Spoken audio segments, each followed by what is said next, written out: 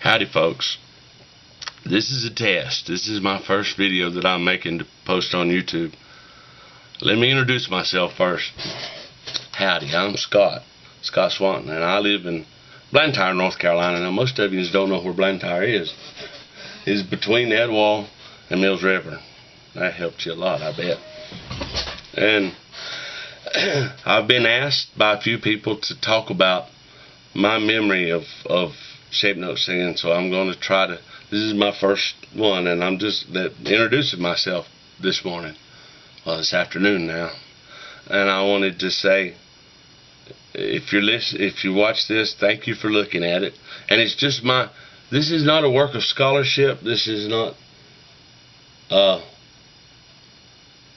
something that's well documented and well researched. It's just my reminiscences and what I've pieced together to make sense. And what I thought about, what I do is I explain to some of you how come I learned about it to begin with. Because as you can probably hear from my accent that I'm not terribly well educated. I went to school. I didn't graduate though. But anyhow, when I was a child, I'd go with my papa to go sing down to the old time singing at Deadwall. That's what it's called, the old time singing at Deadwall. And we'd sing out of an old book called the Christain Harmony. This book right here. And when I was young, and I thought to myself, that's the most peculiar thing there is in the world, because I knew that the music on the radio and on Mama's records didn't sound anything like what the singing at Deadwall. But I liked it. I always enjoyed the way it sounded, and I liked it a whole lot. So I started participating regular at the singing when I was 14. I didn't miss many after that at Etowah. The old time singing at Etowah was twice a year. It used to be the first Sunday in May and the first Sunday in September, but now it's the Saturday before the first Sunday in May and September. Yeah, that's clear as mud, ain't it? Sorry about that. But I remember thinking, well, there's nothing else in the whole world like this. We're the only people in the world who sing this way. Well, I discovered when I was about 16 that ain't so. That there's lots of other traditions who use similar books and do similar things, but I thought it was just, as we say, it was the queerest thing there was. There wasn't nothing else like it. And I always loved it so. I loved to go with Papa, loved it. My Papa was my great-granddaddy, Pelvin Ledbetter. He's been dead a long time now. But he's the one that had the book, and he knew about singing, and he taught me when I was little how to read the notes and how to go participate in the singing. And I remember when I finally did really learn to read the notes, they set me up in a chair. We sung in the auditorium at Etowah School back then, and they put me up in a chair to lead coronation.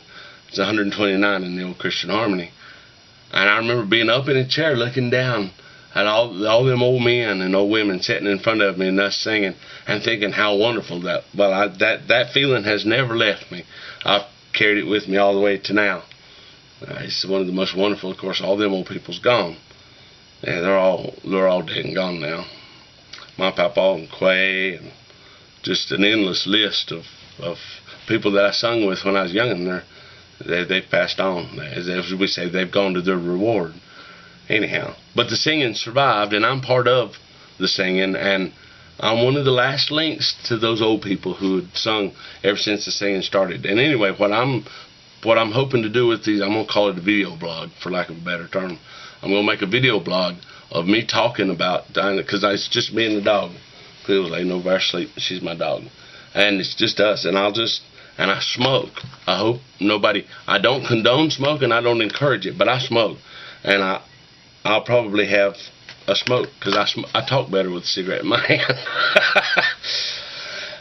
Please don't be offended, and don't think that I think it's a nasty, filthy habit. But anyway, that's not what I'm going to talk about. I want to talk about singing. And that's what I'm going to explain. And then I begin to piece together how come we sing here the way we did. Because it's changed so much now, there ain't much like that anymore. Well, it ain't nothing like that anymore. And I want to talk about what I remember and what I know. And I wanted to understand. It was my burning passion as a child. I was a young man. I guess I wasn't quite a child when I was 14. Yeah, I was. Anyway, my burning passion was to understand, because my mother always told me that I suffer from incurable curiosity. That's good, and sometimes it's bad, but anyhow, and I ramble, y'all. I apologize, but I'm not going to use any notes. I don't want to program this. I want to just it'll be free association. I'm just going to talk. You know, I reckon that psychiatry says that that's therapeutic. So maybe this is the kind of therapy for me. So y'all be patient and stick with me. What I plan to do is I'll post with the blog appropriate YouTube links that you can look at to understand because I'll try to illustrate it with oral experiences so you can hear what I'm talking about, but not today. Today I'm just going to introduce myself and talk about what I know about me. When I was little, they called me Scotty. Everybody called me Scotty till I was 13 or 14, till I got big enough to say I didn't want to be Scotty anymore, and then I was Scott. But then still, the old people in my family, some of them still, my cousins still call me Scotty. I prefer Scott, but if you wanted to call me Scotty, it wouldn't hurt my feelings none. Anyhow, I grew up here. I'm a native in Western North Carolina. You know, we're an endangered species. There ain't many of us left no more. I think this is probably in the way. Let's do like that. It's in my way anyhow. And I grew up here. I was born in Nashville. My mother was born in Nashville. But my people have lived here on this land right here. The deed to our property says that it's grant number, I used to know it by heart, but I don't anymore. Anyhow, it was a grant given by the Continental Congress to my Sumpty Swizzle great-granddaddy. His name was Isaac Ledbetter, and he'd come here right after the Revolutionary War. His daddy fit the British at the Battle of Kings Mountain, and his payment for having served in the Continental Army was this land. He didn't get no money. His widow got a pension after he died.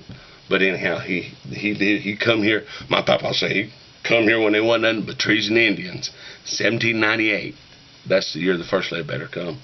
And he's buried in Gash's pasture over across the hill over. And he and his wife and his children, they died of a fever.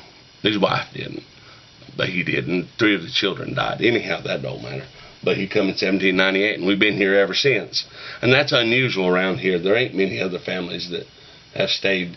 And you know, me and my friend Jerry argue about, did the Bestons stay or did the Bestons leave? I don't know. I like to think the Bestons stayed, and some of the Bestons left. I don't know. Bestons. Oh, that's the other thing. Let me tell you. I don't clean up my speech because, believe it or not, I know the difference. I understand standard English. I speak standard English a little. I write it. I don't really speak it. I can't. Because I speak the English I grew up with, and I don't apologize. I'm just explaining, because I don't think I have to. Why is one dialect of American English more superior to another? They're all just dialects of British English anyway.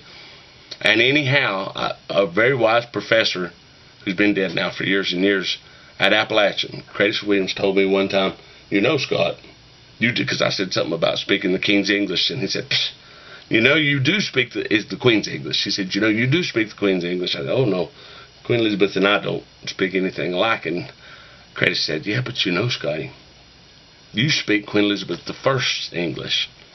It's a lot closer. I'm sure I'm getting snickers from some people, but it's true. If you compare my speech to Shakespeare, now I don't use the these and thous and those kind of things. I can, but I don't. That's not part of our speech. But I speak is much closer to Elizabethan English than it is standard non-regional American dialect. I speak Appalachian, and I'm proud of it. And if you don't like it, I'm sorry. And if you can't understand me, back it up and listen again. Yeah, anyhow, I wanted to introduce myself and talk about growing up here. We moved onto this place when I was 9, I think. Mama can correct me if I'm wrong, but I think I was 9.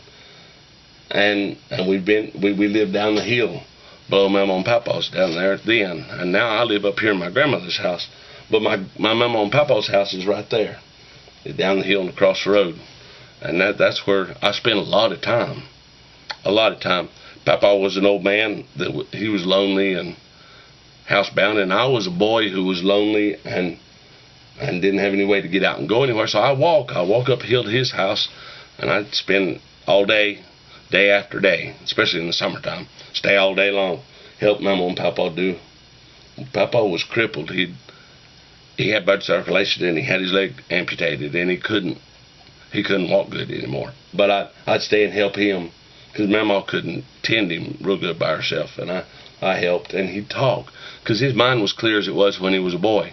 He never lost, his marbles stayed right where they're supposed to.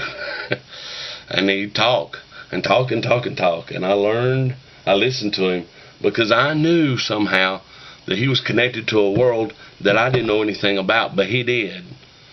Because the past was this mysterious, foggy thing to me when I was a child that, yeah, there is a past, but I don't really understand what it is or how it works. He's the first person that taught me about years.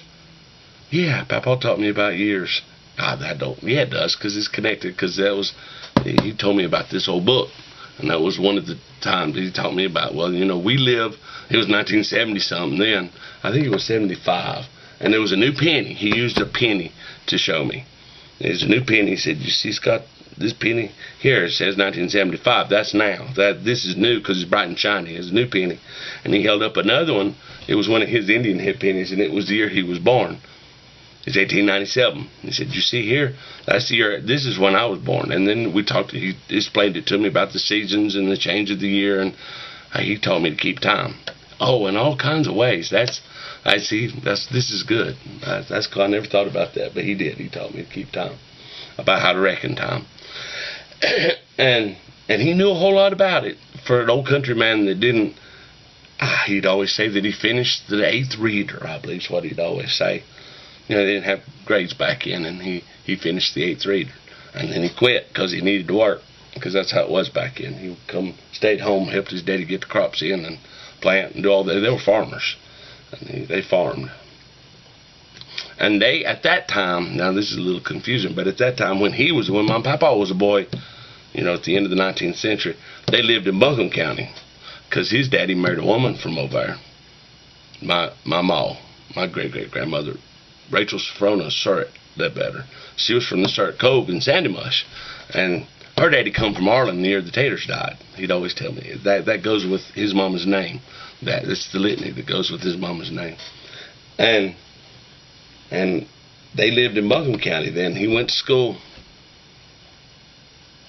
at the Brick Church, which is Big Sandy Mush United Methodist, I think, so I think what it really is, but it was, and it's so funny because it's not brick, it's a frame church, and it's been framed for a long, but there was a brick church there a long time ago, but it burnt. Anyhow, he went to school there, so a lot of my stories are about North Buncombe County, because he lived there, and his mama's people lived there, but his daddy's people were from here. His daddy was born not where his house is, it was an old house down yonder where he was born. And they've been then back to Grandpa Isaac that's buried in the pasture at Gashes. And we call him Grandpa, but he was my many greats grandfather, 5, I think, or 6 greats. Grandpa Isaac. And anyway, we were going to talk about singing. I digress. I apologize. And I got awful cold. Sorry about that. Snuffling around. Got the epizootic. And we'd go, Papa would carry me to go sing, because I remember I'd be up at his house, and he'd talk about going to the old time singing, and I was so excited about getting to go, because between time I went when I was little, but I don't remember a whole lot about it. Didn't pay attention. I was little. I didn't pay attention. Didn't know much about it. But when the summer I turned 14, we spent time together, and he got his old book out, and I got him. I'm gonna see if I hold it, hopefully, so you can see it. Now, Scotty, we've sung out of this old book since 1873. Actually, we've not. We've sung out of this particular, this printing, this book right here, since 1875, because it says so right here. And he told me all about how, I'll get to that in a little while. I don't want to do that yet. But this is my family's old book. It's been passed down for a long time. It's wore out, and I should retire it, but it's sort of like a whole lot relic to me. Anyhow, now let's see if I can get this back so it gives the light right. Well, I was so excited that summer, because in the summertime, I wasn't in school, and I could go hang out, because that's exactly what we did. We didn't call it that, but we hung out, me and Papa. He said, he couldn't do anything. He was not able to get out and do like he'd always done. I kind of did for him. I was his surrogate for some things, getting out and doing in the yard and fooling with his tools. He was a hobby blacksmith, because the Ledbetters have been blacksmiths forever and ever and ever, since they come to this country. And when he said it that way, he meant since we come to America, because they come from England, the Ledbetters did. In 1635, Thomas Ledbetter come to Jamestown, Virginia, and settled there. And then the Ledbetter line stayed in Virginia for about 4 or 5 generations. And I can say it, but I'm not going to, because you don't want to know all that. And they stayed in Virginia for a long time and raised backer. And they farmed the land out, and they come to North Carolina, down east, down in Edgecombe County, I think is where it was. And they lived there till there was new land up, because they come up this way because there was good farmland on the rivers in Rutherford County, down in the big bottoms, because my people like bottoms. Big, wide, flat, black bottoms. They prefer that. And in what's now Rutherford, it wasn't Rutherford County then. They come to farm there. Bought the land. That wasn't a grant. They purchased that land. Anyway, you don't want to know all that. And then they come by over time here to this place where we live. And I wanted that summer that I come up here and stayed with him so much. I wanted to go with him. And I knew if I went, he could go, because I could help him. I could manage his walker and his chair, and he was disabled. I had to help him, and I was strong. I could help him. He was a big man. My papa was a great big man. He weighed more than me and taller than me. He was a big man, and I could go. If I went with him, and I talked Mama into carrying us, because Nanny and Pa, my grandparents. See, it's a little confusing, isn't it? My mama's mom and daddy are my grandparents, of course, and I call them Nanny and Pa. And Pa's parents, my grandfather's parents, were my mom and Papa Ledbetter. I also had my mom and Papa Nash, but I don't know much about it. I don't remember them real good. But I convinced Mama to carry us, take us over to the old-time singing school. And by then, I'd learned singing notes pretty good. By then, I could sing around, and we all went.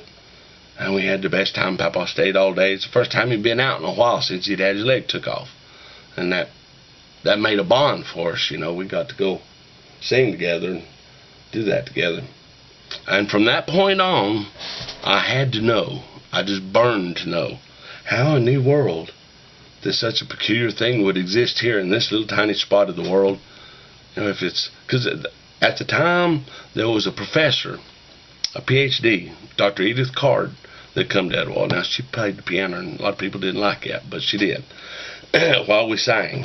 And I know everybody, well, she never singing a cappella, and they had been a cappella before, and they didn't do instruments, even though there was organ in the church. They didn't. The singing got weak. Yeah, I'll get to that later. But I went, and I was just desperate to get to go.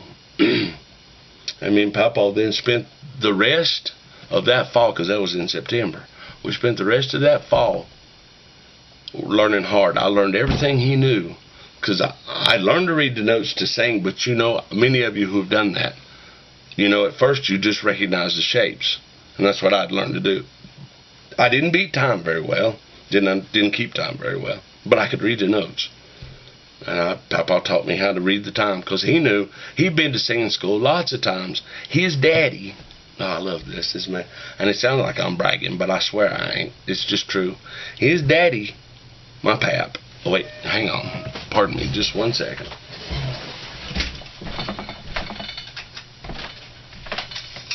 My papa's daddy, his name was William Howdy Ledbetter, and he attended singing school. That's where you'll learn singing notes, under singing Billy Walker in 1875. And that's his picture right there. I don't know if you can see it good. I'll turn it. It's on my Facebook page if you really want to look. Anyway, and Papa called him Pap. This is Pap. And he attended singing school under singing Billy Walker. That's the man who made this book. And he taught singing school out of it. That's what the rudiments in the front of it are for. So you can have text at singing school. Your text for school. Anyhow, I'll get all that.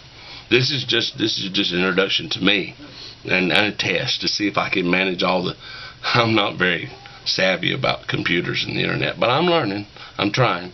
And thank you, Don Wiley, for helping me and giving me advice.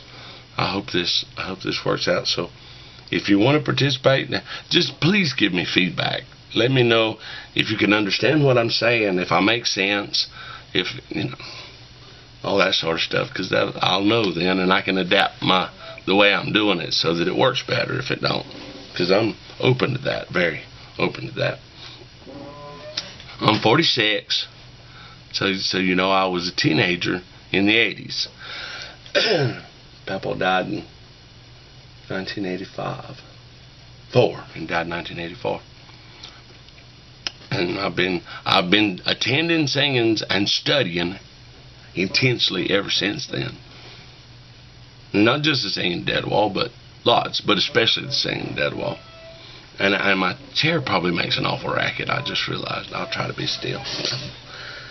I don't want to bore people who are watching, but I'm glad to share if it works, and people can know, because I'll come what I intend to do. I'll give you my outline for this first one. This is my syllabus, sort of. I'm gonna start with the very first.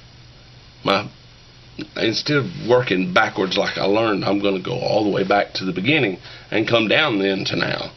So the next one of these will be all about the earliest, oldest stuff, and that'll be some of you. I'm telling you right now, some of this is legend, some is my own imagination and supposition, and it's educated guesses, and because the mists of time are just that. They're misty because we don't know much back there. We kind of have to piece together what we can. I'm going to start with Caesar. Yeah, in the next one. Julius Caesar. Gaius Julius Caesar.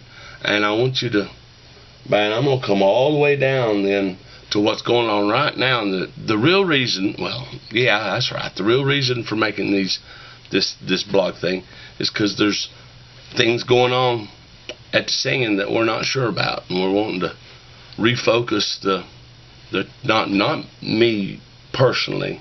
Well, I mean, I do too, but I'm not the only one. There's a lot of other people who are participating in this refocus. That's a good term, ain't it, Don? That's good.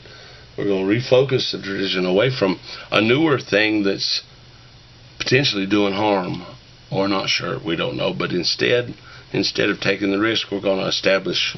Anyways, I'll get to all that. So this is just my introduction and it's a pleasure to meet all of you.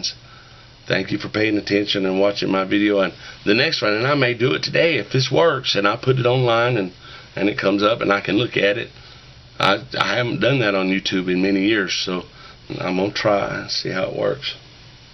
And see if my light's okay. And you don't have to see me; you have to hear me. I have to make sure that you can hear me all right.